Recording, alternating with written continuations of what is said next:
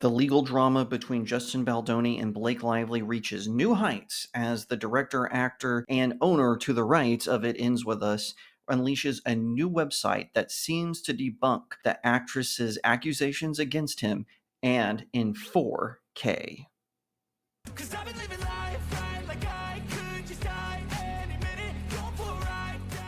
Hi everyone, my name is Jacob Airy. Welcome to the StudioJake vidcast where I talk about all things pop culture. Be sure to like, share, subscribe, and if you're watching on YouTube, ring that little bell so you get notifications when I post a new vidcast, and consider becoming a channel member. So I reported on this a couple of weeks ago, maybe a little less than that, about how actress Blake Lively is suing her director and co-star Justin Baldoni, who of course were together in It Ends With Us. And what started out was Blake Lively was doing this really weird PR campaign about the movie, trying to make it all about it being a rom-com or some sort of romantic drama, when it is in fact a movie about a young woman who is being abused and how she escapes from that relationship. Of course, it is based on a novel by Colleen Hoover, which actually wasn't really that popular of a novel, but TikTok made it blow up. Justin Baldoni becomes friends with Hoover. He buys the rights to the book. He directs it and it gets released through Sony. Blake Lively, of course, plays the protagonist, and he plays her husband who becomes abusive. After her becoming this PR nightmare for the film, she started firing accusations at Baldoni with the help of her husband Ryan Reynolds. And apparently there was a lot of behind the scenes drama that even caused Taylor Swift, who was friends with Lively, to part ways. And there was a lot of back and forth. Now, in my original video, I had said the truth might be somewhere in the middle. We don't know anything about Justin Baldoni. He could have been a jerk. He could have been a harasser. Blake Lively may have been, obtuse and rude and all of this, or one could be right, one could be wrong. Well, Baldoni seemingly has brought more evidence to showcase that perhaps he is the one who is in the right. We've heard stories about Blake Lively forcing him off the red carpet at his own movie's premiere, about how she went into the editing room, she strong-armed Sony and did her own cut of the movie. She had her husband, Ryan Reynolds, rewrite the script and even write a whole new scene for the movie. Also, she sicked Ryan Reynolds on Justin Baldoni to try to intimidate him, which who would be intimidated by that Canadian? Canadians aren't intimidating. I don't know why that would intimidate Baldoni. All of this, 2 a.m. phone calls, screaming matches, being kicked out of premieres, being forced to in the basement, and all of this other stuff. So we finally get to see a bigger picture thanks to, I don't know why I did bigger picture as small. We get to see a bigger picture thanks to Justin Baldoni and a new website he launched. This is according to the New York Post. Justin Baldoni has his receipts. The It Ends With Us actor and director, 41, launched a new website over the weekend with alleged unseen texts between himself and his co-star Blake Lively, who is suing him for sexual harassment, and her husband Ryan Reynolds. The site, titled Lawsuit Info, links to an amended version of his $400 million lawsuit against Lively, 37, Ryan Reynolds, 48, and their publicist Leslie Sloan. Baldoni's website also links to a 168-page document outlining the timeline of events before and after the filming of It Ends With Us, which he filed in court as an exhibit in his amendment complaint. The 168-page court filings includes never-before-seen texts and emails that Baldoni allegedly exchanged with Lively and Reynolds, who, according to Baldoni, streamrolled him during the making of the movie. One of the messages between Baldoni and Lively from April 2023 showed them discussing a rewrite for the film's iconic rooftop scene. Lively allegedly wrote to her co-star, "If you knew me in person longer, you'd have a sense of how flirty and yummy the ball-busting will play. It's my love language, spicy and playfully bold, never with teeth." In another text from April 2023, Baldoni told Blake he could set her up with an intimacy coordinator that he hired for the film. In response, Lively wrote, "I feel good. I can meet her when we start. Thank you, though." 2 months earlier, Reynolds told Baldoni that he adores him in a text message. "I'm excited for you to work together," the Deadpool star wrote to Baldoni. "I'm excited for Blake to crack open her creativity piggy bank with someone as dynamic as you. This is going to be incredible. I happen to adore you, Justin." In June 2023, Lively allegedly texted Baldoni and invited him to her trailer to go over their lines. "I'm just pumping my trailer if you want to work on our lines," Lively wrote to Baldoni, according to the screenshotted text. Baldoni replied, "Copy, eating with the crew, and we'll head that way." The Post has reached out to reps for Lively and Reynolds for comment. In his amendment lawsuit, Baldoni accused Reynolds of using the character Nicepool in Deadpool and Wolverine as a transparent and mocking portrayal of Reynolds' warped perception of Baldoni. Baldoni claimed that the Nicepool scene was shot after an ambush at Reynolds and Lively's apartment, where Reynolds allegedly berated Baldoni and demanded he apologize for things that Baldoni insisted he didn't do. Baldoni launched his website to refute Lively's claims that he sexually harassed her on the set of the film. In December 2024, Lively sued Baldoni, his production company Wayfarer Studios, his producer James Heath, his publicist Jennifer Abel, Crisis publicist Melissa Nathan, and more. In addition to her sexual harassment claims, she accused Baldoni and his team of orchestrating a PR campaign against her. All right, so here's what I think happened. And by the way, I'm not an attorney, so there will be no legal advice.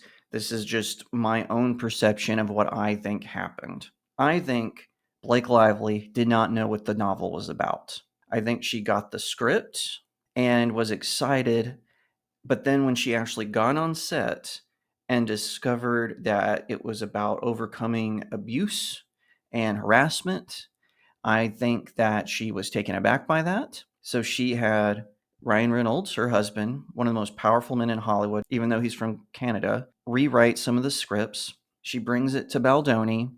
He didn't want to do it. He wanted to stick to the message. Because remember, Baldoni used to be friends with Hoover, although I have heard that he and Hoover have had a falling out because Hoover sided with Blake Lively. I don't know if that's true. That's another rumor that's kind of floating around on all this. Instead of going with, the writer, director, and producer of the film, Lively strong arms an executive producer title onto herself and then uses that to then strong arm Sony, who is supposed to be, mass releasing it. Because it's not always the production studio that releases the film, they'll have a partner to distribute it. And I think that's what she did. So they filmed, she took over scenes and directing. There's that really infamous scene, bystanders recording her lecturing Baldoni on how to hold her. He does his cut of the movie. She again strong arms Sony. I don't know why they think that these celebrities have this much power, but she went in and recut the film so it was more to her vision as opposed to Hoover or Baldoni's vision. And then she basically cuts him off. Well, then people start noticing the very different ways they're promoting this film. Baldoni is traveling around and he is trying to say, hey, listen, if you're in this kind of relationship, get out, get help. Here's a hotline for you. We want this to be this kind of story. Lively, on the other hand, is going around and trying to sell it as some sort of romantic drama. Lady, where are your florals? Oh my gosh, it's so funny. And people were noticing that this is kind of weird. Not to mention they were trying to duplicate the Oppenheimer Barbie phenomenon known as Barbieheimer or whatever. They were trying to duplicate that with Deadpool and Wolverine, and it ends with us. Deadpool and Wolverine, a gritty, dark action comic book comedy film, and this movie about escaping a horrible relationship. They were trying to do all this cross promotion with it, where Ryan Reynolds interviews one of the protagonist's boyfriends in it, and then Hugh Jackman is in it for some reason. Ryan Reynolds' mother, who cares what she thinks? And all this nonsense. Well, then people started going back over Lively's interactions with people. They found that very awkward interview she did with that European reporter. They found that interview that she did with Anna Kendrick, where Anna Kendrick seems to hint that they didn't exactly have, good bonding in the movie they did together. I think it was called A Simple Favor. It just all seemed to be spiraling out of control. So Lively decided to pull an Amber Heard and get ahead of it and sue Baldoni for harassment, basically. She was trying to tap into that Me Too wave that Amber Heard was riding, and it failed because Baldoni came with, as the kids say, with receipts, with proof that it was not what she was saying. And I have to say, some of their interactions that have been released, some of their tweets, some of their emails, they seem to be flirting with each other quite a lot. I can understand maybe Ryan Reynolds saw some of these things and thought something was going on, so he got furious. And she said, no, it was just because he was harassing me. maybe that's what happened. But honestly, I don't think that's what happened. This is Hollywood, baby. I think what more than likely is she wanted to get ahead of the incoming PR disaster because people were siding with Baldoni early on. Then she files, it was originally some sort of labor dispute issue, which then got leaked to the New York Times, which just shows you how Hollywood is connected to the media. I call it the pipeline, how it's all connected. And I think that they defamed Baldoni because they didn't even ask him for a response to it. And so he's suing them for defamation. The press is the enemy of the people. I think that probably won't go anywhere. I think it'll probably end, or it'll end in a settlement of some kind, but we'll see. Now with Lively and Ryan Reynolds suing him and then him countersuing them, this seems to be a huge battle. I'm very curious to see how it's going to play out, but I have to say, just reading the tea leaves, I think Blake Lively thought this was still 2019, where you can make a baseless accusation. And even if there was evidence against your accusation, it didn't matter. The media would go crazy. Well, now there's social media, and most people get their news from YouTube and X, not from the big five news networks anymore. So I think that she miscalculated there because she got exposed really fast. I no longer think that this is a gray area where maybe Baldoni was a jerk and Lively was also a jerk and they just were a jerk together. Now, I think that Lively just was angry about the public perception of her image. It was getting destroyed in real time. So she decided to make Baldoni the fall guy, and she failed. Now, that is my personal opinion, and maybe I'll be proven wrong, but the way it's going, I don't think so. And I think this lawsuit is going to change Hollywood, and it will eliminate how directors, co-stars, and everything in between interact for a very long time.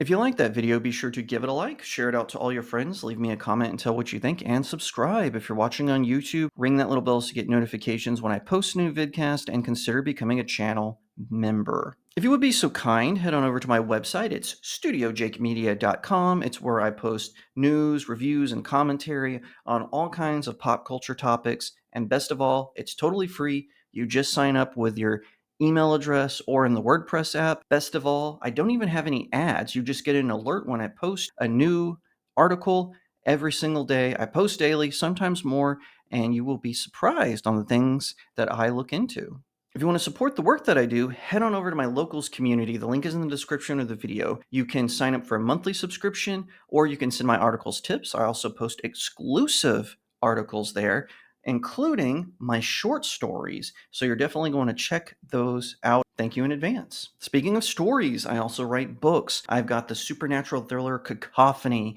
It is about a group of angels and demons warring over a small Texas town. If you're more into fairy tales, I've got the Seven Royals. It is a book series that I'm doing that's kind of in the sword and sorcery genre. You've got All Good Things, which is book 1, and Breaking the Stars, which is book 2. It follows a group of your favorite fairy tale characters who have to save their kingdom from a dark army. Book 3 is on its way, and I'll have an announcement about that very soon.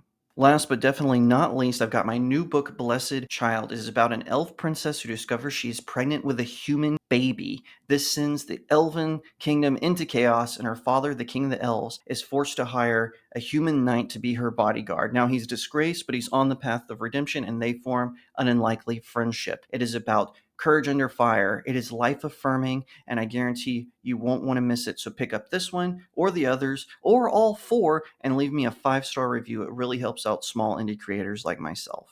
Once again, thank you so much for watching, and I'll see you next time right here on Studio Jake. 'Cause I've been living life right like I